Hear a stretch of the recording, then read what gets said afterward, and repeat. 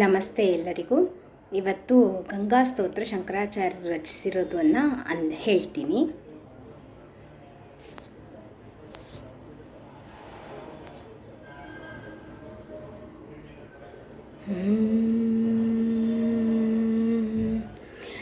देवी सुरेश्वरि भगवति गंगे त्रिभुवनतारिणि तरलतरंगे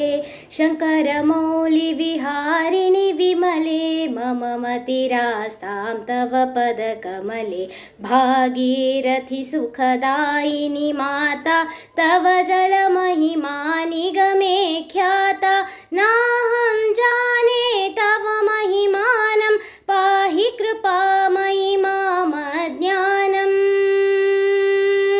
हरिपदपाद्यतरङ्गिणि गङ्गे हिमविधुमुक्ता धवलतरङ्गे दूरीकुरु मम दुष्कृतिभारं कुरु कृपया भवसागरपारं तव जलममलं येन निपीतं परमपदं खलु तेन गृहीतं मातर्गङ्गे त्वय्यो भक्ता किल तं द्रष्टुं नयमशक्तः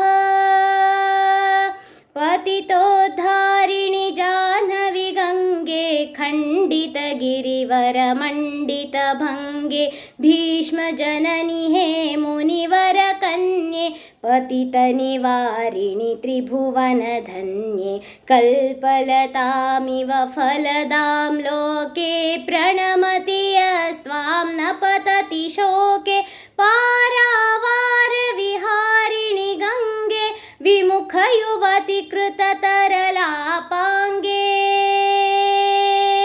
तव चेन्मातः स्रोतः स्नातः पुनरपि जठरे सोऽपि न जातः नरकनिवारिणि जाह्नवी गङ्गे कलुषविनाशिनि महिमोत्तुङ्गे पुनरसदङ्गे पुण्यतरङ्गे जय जय जाह्नवी करुणापाङ्गे इन्द्रमुकुटमणिराजितचरणे सुखदे शुभदे भृत्युशरण्ये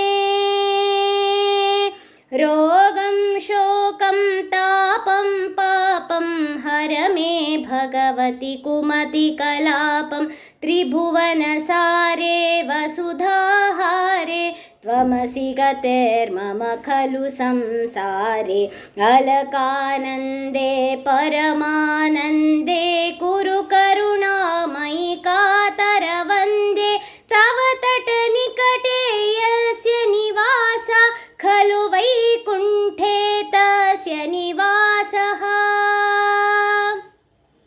वरमिह नीरेकमठो मीनः किं वा तीरे शरठक्षीणः अथवा श्वपचो मलिनो दीनः तव नहि दूरे नृपतिकुलीनः भो भुवनेश्वरि पुण्ये धन्ये देवी द्रवमयि मुनिवरकन्ये गङ्गास्तवमिदममलं नित्यं पठति नरो स जयति सत्यम्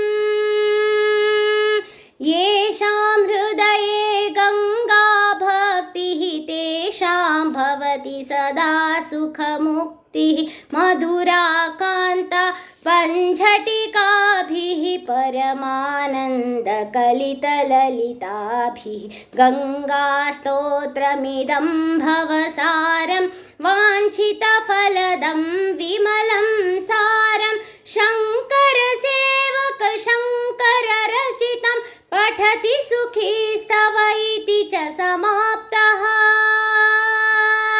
जय जय गङ्गे जय हर गङ्गे जय जय गङ्गे जय हर गङ्गे जय जय गङ्गे जय हर गङ्गे जय जय गङ्गे जय हर गङ्गे जय जय गङ्गे जय हर गङ्गे।